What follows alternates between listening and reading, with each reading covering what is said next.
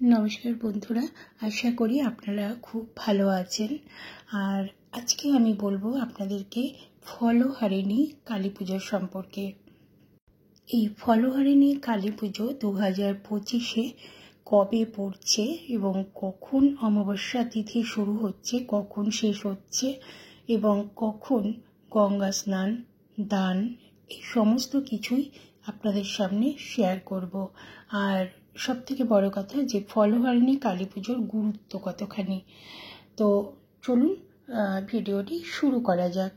এই দিনে মন্দিরে দেবীর কালী পুজো করা হয় আর বিশেষ পূজা এবং আচার অনুষ্ঠান অনুষ্ঠিত হয় এই ফলহারিণী কালী পুজোর দিন। এই দিনের সবথেকে গুরুত্বপূর্ণ আচারের মধ্যে রয়েছে কালী নাম সংকীর্তন, অঞ্জলি, আরতি এবং ভোগ। অমাবস্যার দিন রাতে আচার অনুষ্ঠান শুরু হয় এবং পরের দিন ভোর 3টে পর্যন্ত চলে। কিছু অঞ্চলে ছাগল বলি দেওয়া হয়। আজকাল মানুষ পশুর পরিবর্তে শাকসবজি কেটে দেবীকে উৎসর্গ করে। আখ এবং কুমড়ো কেটে দেবীকে উৎসর্গ করা হয়। পূজার জন্য চাল কুমড়া নামক যে বিশেষ ধরনের কুমড়ো সেগুলো ব্যবহার করা হয়। শ্রী রামকৃষ্ণ পরমহংস সেদিন বিশেষ আচার অনুষ্ঠান করতেন। তিনি সেদিন দেবী মাতার আরাধনা করতেন। এখানে আরও উল্লেখ করা উচিত যে তান্ত্রিক শিক্ষায় ফলহারিণী হলেন দেবী কালীর এক রূপ। কালীর এই রূপ কর্মের ফল ধ্বংস করার জন্য প্রায়শ্চিত্ত করা হয়। তার উপাসনার মাধ্যমে সমস্ত কর্মফল দূর হয়। সুতরাং পৃথিবীতে কর্মের ফলে কোনো পাপ হয় না। তিনি খারাপ কর্মের প্রভাবের ধ্বংসকারী। এই কালী পুজোর গুরুত্ব অনেক। আমরা সকলেই এই পৃথিবীতে আছি কারণ আমাদের প্রতিটি কর্ম আমাদের মনে একটি ছাপ তৈরি করে এবং সেই ছাপ আমাদের আরও কর্ম করতে প্ররোচিত করে। যদি আমি একটি ভালো কাজ করি তবে এটি আমার মনে একটি ভালো ছাপ ফেলে, যাকে সংস্কার বলা হয়।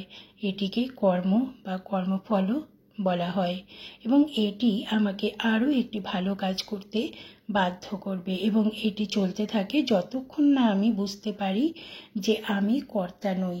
যতক্ষণ না আমার কর্তৃত্বের অনুভূতি হয় ততক্ষণ পর্যন্ত এই সংস্কার বা কর্মফল উৎপন্ন হয়।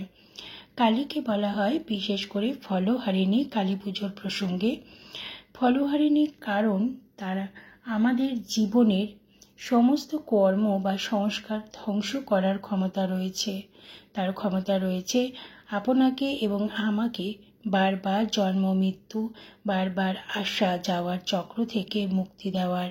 তাই এটা খুবই তাৎপর্যপূর্ণ যে শ্রী রামকৃষ্ণ ফলহারিণী কালী পুজোর দিনে তার আধ্যাত্মিক তপস্যার সমস্ত ফল তার স্ত্রীর চরণে সমর্পণ করেছিলেন।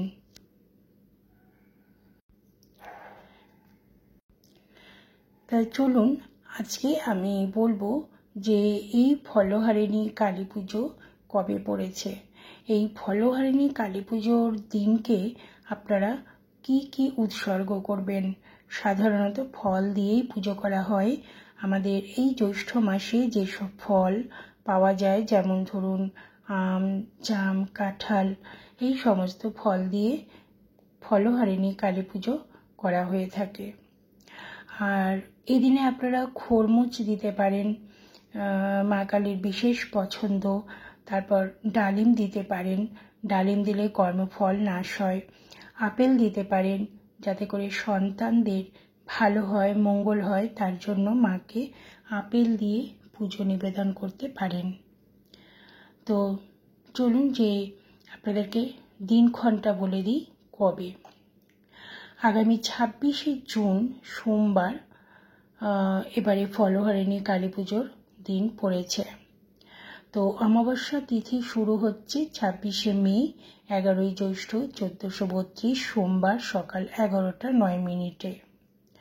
আর অমাবস্যা তিথি সমাপ্ত হচ্ছে 27শে মে 2025 12ই জ্যৈষ্ঠ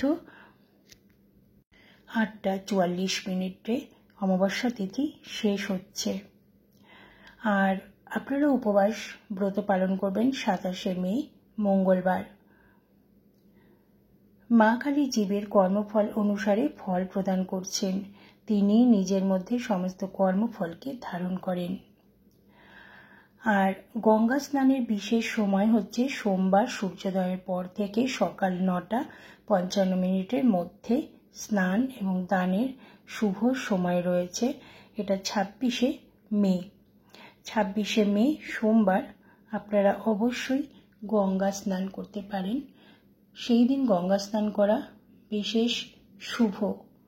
তো সময়টা আপনাদের বলে দিলাম, কোন সময়ের মধ্যে আপনারা গঙ্গা স্নান করলে বিশেষ ফল পাবেন।